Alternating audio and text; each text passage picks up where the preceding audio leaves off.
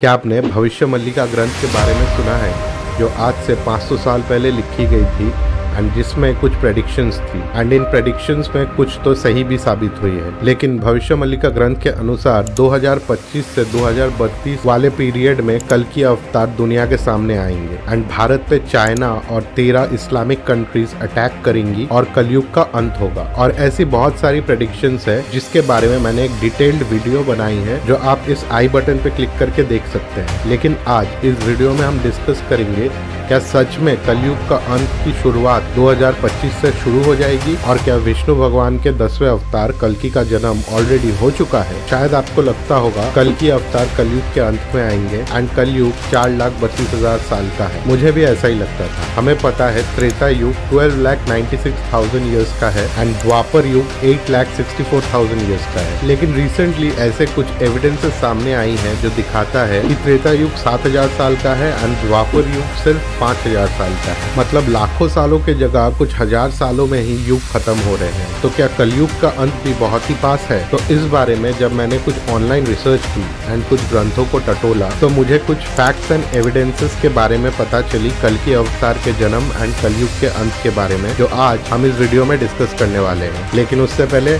Like the video and subscribe to our channel.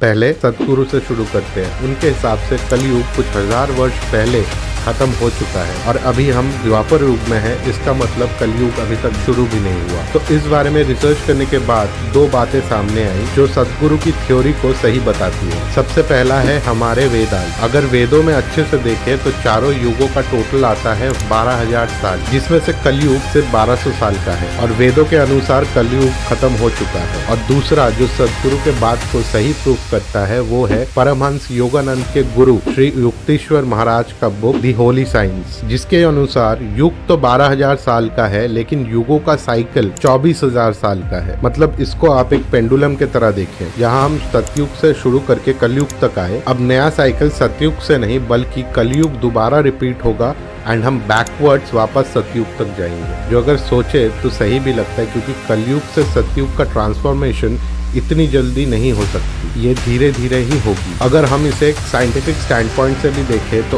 अर्थ का axis एक complete cycle 24,000 साल में ही लेती है, जिसके कारण हर 24,000 साल बाद अर्थ का सीजन्स एग्जैक्टली सेम वे में रिपीट होता है। एंशिएंट ग्रीस की ग्रंथों के हिसाब से भी हर 24,000 साल बाद एक साल ऐसा आता है जिन्हें वो द परफेक्ट ईयर बोलते हैं। तो इस थ्योरी से अगर हम कलयुग को एक के बाद एक 2 बार जोड़े तो आता है 2400 साल, जो प्रूफ करता है कलयुग खत्म हो चुका है। लेकिन रिसर्च के दौरान मुझे और दो ऐसी फैक्ट्स एंड एविडेंसेस मिली जो इस बात को कम्प्लीटली कॉन्ट्रडिक्ट करता है एंड सतगुरु के बात को रॉन्ग प्रूफ करता है। और ये दो हमारे गीता एंड पुराण में है। पुराण में कॉन्सेप्ट है डिवाइन ईयर का, जिसे हम ब्रह्म साल भी बोलते हैं। मतलब वेदों में जो 12,000 साल बोला गया है वो एक्चुअली ब्रह्म साल है, जहाँ एक साल 360 ह्यूमन ईयर्स होता है। तो ब्रह्म साल के अनुसार अगर हम कलयुग के ड्यूरेशन को देखें तो 1200 साल इंटू 360 ह्यूमन ईयर्स, जिसका टोटल आता है 4,32,000 साल। तो अगर हम एक के बाद एक 2 कलयुग को एक साथ जोड़े तो 4,32,000 इंटू 2, जिसका टोटल आता है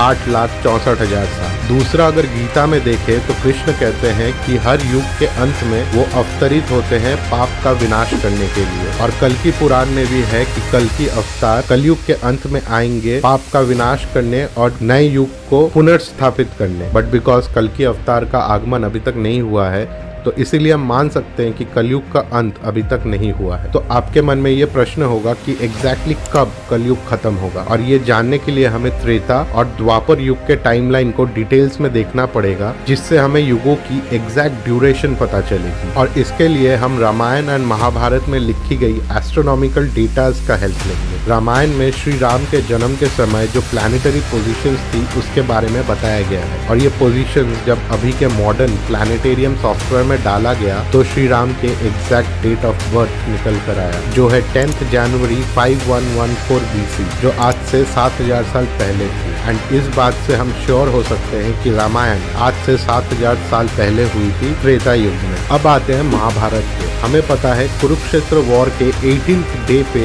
2 एक्लिप्सेस हुई थी और एक दिन में इतने कम समय के बीच 2 एक्लिप्सेस सिर्फ तभी हो सकती है जब दोनों में से एक एक्लिप्स सोलर एक्लिप्स हो एंड दूसरा लूनर एक्लिप्स हो। और जब ये डेटा को प्लेनेटेरियम सॉफ्टवेयर में ढूंढा गया तो हमें पता चला कि पिछले 5000 साल में सिर्फ 6 बार ही ऐसे इंस्टेंसेस हुए हैं। इसका मतलब महाभारत 5000 साल पहले हुआ था। एंड इन दोनों एविडेंसेस से हमें पता चलता है कि रामायण और महाभारत के बीच में सिर्फ 2000 साल का ही अंतर था। बट आप ये भी बोल सकते हैं कि इतने हजारों सालों में प्लैनेटरी पोजीशंस तो कितने बार रिपीट हो सकती है। तो इस बात को पक्का करने के लिए हम थोड़ा आर्कियोलॉजिकल प्रूफ्स को भी स्टडी करेंगे। हमारे पास 2 प्रूफ्स है। पहला है राम सेतु, जिसकी कार्बन डेटिंग हमें बताती है कि ये एटलीस्ट 7 से 8000 साल पुरानी है। और दूसरा है घाम्बट वे पे द्वारका नगरी, जहाँ पे मिली ग्रंथ, वॉल एंड बोन्स की कार्बन डेटिंग 9000 से 10000 साल पुरानी है। पर कार्बन डेटिंग के हिसाब से तो द्वारका नगरी राम सेतु से पहले बनी है। यह हो भी सकता है क्योंकि महाभारत का युद्ध 5000 साल पहले हुआ था, तो जरूरी नहीं है कि द्वारका भी 5000 साल पहले ही बना हो सकता है द्वारका 10000 साल पुराना हो लेकिन युद्ध 5000 साल पहले हुआ है। दिस मीन्स अब हमें क्लियरली पता है कि रामायण एंड महाभारत के बीच का टाइमलाइन में ज्यादा डिफरेंसेस नहीं है और युग लाखों सालों के जगह कुछ हजार सालों में ही खत्म हो रहे हैं। बिकॉज रामायण त्रेता युग में हुआ था एंड महाभारत द्वापर युग में हुआ था। तो अब फाइनली कलयुग कब खत्म होगा? इसका आंसर वीडियो के शुरुआत में ही है। अकॉर्डिंग टू भविष्य मल्लिका, कलयुग का अंत and end of the world 4,32,000 साल बाद में ही 2025 से 2032 के बीच में होगी, जब भारत पे सुनामी के चलते जगन्नाथपुरी टेम्पल डूब जाएगा और कटक फोर्ट में कल्कि एंड काली पुरुष के बीच में युद्ध होगी। भविष्य मल्लिका में जो प्रेडिक्शंस है 2025 से 2032 तक के, इस वीडियो में हमने डिटेल्स पे बात की है, तो आप क्लिक करके इसे देखें। So comment, like, share and subscribe. This is me Soham. Until next time.